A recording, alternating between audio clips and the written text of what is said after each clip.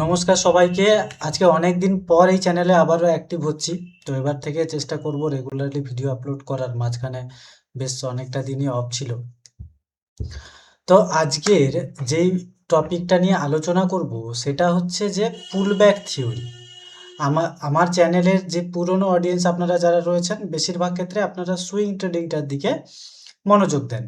যে swing trading অর্থাৎ short term যেটা ট্রেডিং, যেটা একটা স্টক কিনলেন, 2 দিন 4 দিন 10 দিন 1 সপ্তাহ 15 দিন 1 মাস হোল্ড করলেন, তারপর ছাড়লেন, সেখান থেকে প্রফিট বুক করলেন। তো এই অডিয়েন্স আমার কাছে কিছু আছেন, পুরনো পুরনো যারা। তারপরে কিছু কিছু ট্রেডিং এর ভিডিও, মানে ডেলি বা অপশন ট্রেডিং এর ভিডিও কিছু আপলোড করাতে কিছু ট্রেডিং এর জনগণও আপনারা আছেন যারা ট্রেডিং করেন মার্কেটে। তো আজকের আমি যেটা শেখাবো সেটা খুব ইম্পর্টেন্ট দুজনের জন্যই। আপনারা যারা ইন্ট্রাডে ট্রেডিং বা অপশন ট্রেডিং করেন, বা আপনারা যারা সুইং ট্রেডিং করেন, দুজনের ক্ষেত্রে দুটো পার্সপেক্টিভে আমি দেখাবো যে মার্কেটে পুলব্যাকটা কিভাবে কাজ করে। হ্যাঁ, একটা মার্কেটে একটা ট্রেড আপনাকে নিতে গেলে অনেক কিছু বিষয় দেখে নিতে হয়, কিন্তু তার মধ্যে ওই পুলব্যাক যে থিওরিটা, ওটা খুব ইম্পর্টেন্ট বিষয়। চলুন আমি চার্টে গিয়ে আপনাদেরকে দেখাই যেটা অ্যাকচুয়ালি কিভাবে কাজ করে। আমি বর্তমানে যেই চার্টটাতে রয়েছি সেটা আপনারা এই বাম পাশে দেখলেই সঙ্গে সঙ্গে বুঝতে পারবেন যে রিলায়েন্স ইন্ডাস্ট্রিজ লিমিটেড, এবং এখানে দেখুন 1D, অর্থাৎ আমি যেই চার্টটাতে রয়েছি সেটা 1 ডে টাইম ফ্রেমের চার্ট। ঠিক আছে, অর্থাৎ টোটাল এক দিন মিলে এই যে এক একটা ক্যান্ডেল দেখছেন, এই যে এক একটা ক্যান্ডেল, সেটা লাল হোক বা সবুজ, এটা এক এক দিনে একটা একটা ক্যান্ডেল তৈরি হয়েছে।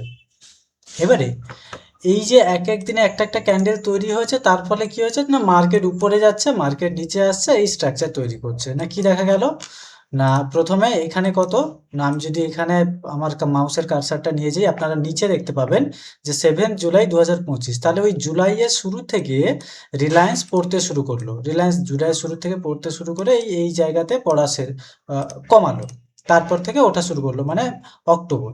তাহলে জুলাই, আগস্ট, সেপ্টেম্বর, অক্টোবর, 3 মাস ধরে মার্কেট কিন্তু পড়তে লাগলো। ঠিক আছে, 2025-এ 3 মাস ধরে মার্কেট পড়তে লাগলো, তারপরে মার্কেটে একটা বাউন্স ব্যাক হলো, উপরের দিকে যাচ্ছে। ঠিক আছে, এবারে মার্কেট সবসময় খেয়াল রাখবেন যে আপনি যখন একটা জায়গায় এন্ট্রি নিতে যাবেন, আপনারা কি করেন, যারা প্রপার স্ট্র্যাটেজি না জেনে যে কোনো জায়গা থেকে এদিক ওদিক থেকে জেনে ইনভেস্ট করেন, কি করেন না, মার্কেট চলতে আছে যে হ্যাঁ এবার বাড়তে পারে, ইনভেস্ট করে দিলেন। ঠিক আছে, কোনো সময় বেড়ে গেল, দ্যাটস ফাইন, বাড়তেই পারে, খুব ভালো, আপনি প্রফিট বুক করেছেন। কিন্তু লসও তো আপনার হতে পারে, মার্কেট তো নিচেও আসতে পারে। তো সেটাকে তো ম্যানেজ করতে হয়, জানতে হয়, সেটাই তো মেন কৌশল শেয়ার বাজারে। যাই হোক, এখানে আমরা আসি যে এই যে নিচের দিকে আসছে, এই যে উপরের দিকে যাচ্ছে, সারা জীবন উপরে যাবে না। দেখুন এই নিচের দিকে মার্কেট ব্যাক করলো। আপনার উচিত এই নিচের জিনিসগুলোকে ধরা, এই নিচের জায়গাগুলোকে ধরা, যেখান থেকে আপনি প্রফিটটা অনেক বেশি করতে পারবেন। ধরুন এই জায়গাতে মার্কেটকে যদি আপনি কিনতেন, হ্যাঁ এটা অবশ্যই একটা স্ট্রং রেজিস্ট্যান্স জোন ব্রেক করেছে, মার্কেট এবারে উপরে যাওয়ার সম্ভাবনা রয়েছে। এখানে প্রাইস কত চলছে না, ডান দিকে যদি আপনি দেখেন 1504 টাকা, মানে 1500 টাকা সামথিং প্রাইস চলছে।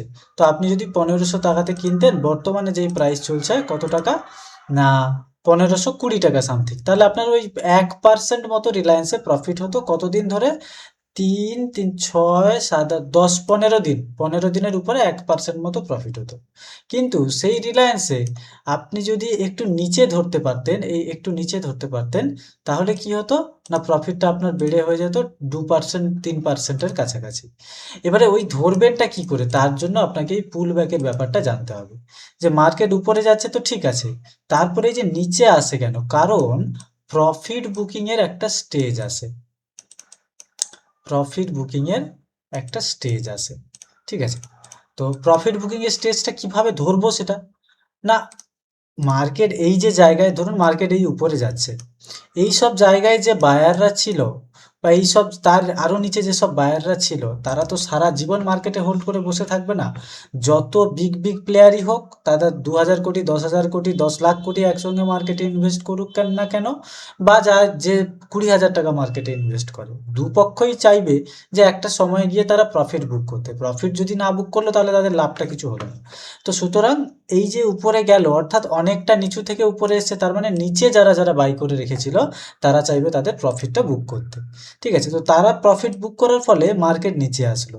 এবার এই কতটা নিচে আসবে সেটা জানতে হলে আপনাকে এই মুহূর্তে যে সাপোর্ট জোনটা আপনাকে দেখে রাখতে হবে, যে জায়গায় মার্কেট আছে, ধরুন এই জায়গায় আছে, ওর সব কাছাকাছি নিচে কোন সাপোর্টটা আছে, কাছাকাছি নিচে এই সাপোর্টটা আছে। ঠিক আছে? এবার এই সাপোর্টটা এখানে ডিফাইন করলাম কি করে, না প্রিভিয়াস চার্ট দেখে। এই দেখুন প্রিভিয়াস চার্টে এই যে দেখুন বারবার বারবার মার্কেট একই জায়গায় ধাক্কা খেয়েছে। তার মানে কি এই জায়গাতে স্ট্রং পরিমাণে একটা বায়ার রয়েছে। তো যদিও এই বায়াররা মার্কেটে বাই করে নিয়ে প্রফিট বুক করে, মার্কেট নিচে আসে, ঠিক আছে, কিন্তু এখানে বায়াররা কিন্তু মজুদ রয়েছে, এমন নয় যে বায়াররা নেই। তার ফলে এখান থেকে দেখুন মার্কেট আবার ধীরে ধীরে উপরে গেছে। তো আপনার উচিত এই যে সাপোর্ট জোনে এই জায়গায় মার্কেটকে ক্যাপচার করা, তবেই আপনি একটা বেটার প্রাইসিং পাবেন, একটা বেটার প্রফিট আপনি ক্যাচ করতে পারবেন। এটা সুইং ট্রেডিংয়ের ক্ষেত্রে ওয়ান ডে টাইম ফ্রেমে বললাম, কিন্তু ধরুন ইন্ট্রাডে ট্রেডিংয়ের ক্ষেত্রে বা অপশান ট্রেডিংয়ের ক্ষেত্রে আমি নিফটি ফিফটিতে 5 মিনিট টাইম ফ্রেমে চলে এসেছি, 5 মিনিটে গিয়ে আপনাকে বোঝাই। আচ্ছা, এই চার্টটা গত শুক্রবারের চার্ট, যেহেতু একটা ইভেন্ট ছিল, ইভেন্ট অর্থাৎ বিহারের ইলেকশনের রেজাল্ট এসেছিল, তাই জন্য চার্টটা সাইডওয়েজ ছিল পুরোপুরি, তারপরে হঠাৎ করে শেষের দিকে বেড়ে গেল, কারণ রেজাল্ট প্রায় ফাইনাল হয়ে এসেছিল যে এনডিএ জোট, যেটা অর্থাৎ বিজেপি জিতে গেছে। তো তার ফলে মার্কেট চার্ট উপরের দিকে উঠেছে। তো ওই সব দিনগুলোতে আপনার না ট্রেডিং করাই ভালো, যেসব দিনে ইভেন্ট আসবে, কারণ প্রাইস অ্যাকশন ভালো কাজ করে না, কারণ ওই ইভেন্টের দিনে, অর্থাৎ যে হঠাৎ হঠাৎ করে নিউজ আসবে, প্রাইস ফ্লাকচুয়েট হবে। তো আপনি কোনোদিনও সেই ইভেন্টের দিন প্রাইস অ্যাকশন অনুযায়ী, মানে বায়ার সেলার বিহেভিয়ার অনুযায়ী যেভাবে মার্কেটে কাজ করতে হয়, সেভাবে কিন্তু আপনি কাজ করতে পারবেন না।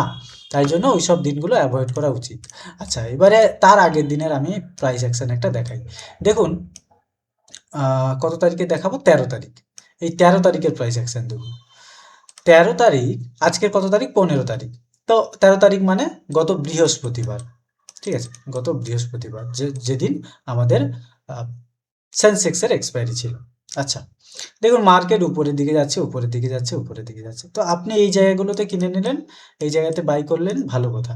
আপনি নিচে বাই করেছেন, ঠিক আছে, ভালো কথা। আপনি এই উপরের দিকে যত মার্কেট যাচ্ছে আপনি প্রফিট বুক করছেন।